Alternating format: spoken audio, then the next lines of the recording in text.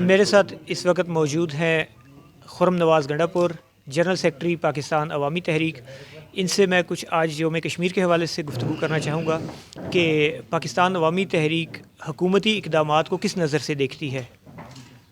بسم اللہ الرحمن الرحیم۔ آج کل ہر چینل یہ پوچھ رہا ہے کہ پاکستان عوامی تحریک کس نظر سے دیکھتی ہے۔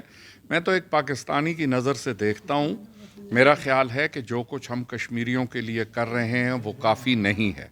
جیسے میں تھوڑی دیر پہلے بھی گزارش کر چکا ہوں کہ حکومت کو عملی اقدامات کرنے چاہیے۔ عملی اقدامات کا مطلب یہ نہیں ہے کہ ایٹمی جنگ کر لیں ہندوستان کے ساتھ، لیکن ڈیفینیٹلی بے شمار پلیٹ فارمز ہیں انٹرنیشنل۔ میں نے پرسوں ہی ہلال احمر والوں سے بات کی کہ آپ لوگ International Committee of the Red Cross کو کیوں نہیں کہتے کہ کشمیر میں ڈرگس کی شارٹیج ہے، کشمیر میں میڈیسنز کی شارٹیج ہے۔ آپ لوگ ہمیں اجازت دیں کہ ہم پاکستان کی طرف سے میڈیسنز ڈونیٹ کر کے اور کشمیر بھجوا سکیں۔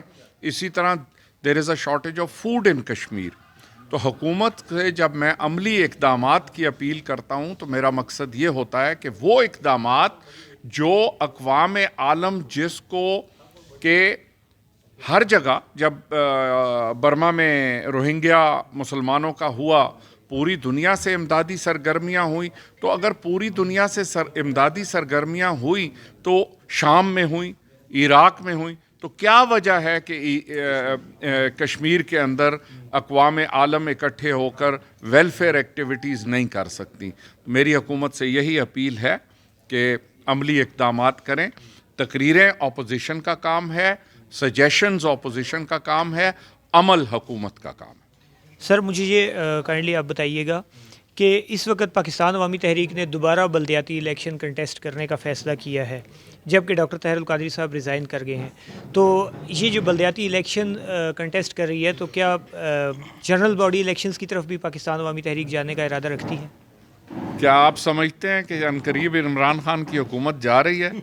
جی، جس طرح وہ مافیا سے بے بس نظر آ رہے ہیں، ہمیں کچھ ایسا ہی دکھائی دے۔ اگر ایسا ہے انشاءاللہ اگر الیکشن ہوئے اور یہ حکومت چلی گئی تو ظاہر ہے اس وقت کے حالات کو دیکھتے ہوئے الیکشن لڑے جائیں گے۔ بہرحال بلدیاتی انتخابات کا تو وعدہ کیا ہے کہ اسی سال ہونے ہیں، تو ہم اس کے لیے بھرپور تیاری کریں گے اور شرکت کریں گے۔ Thank you.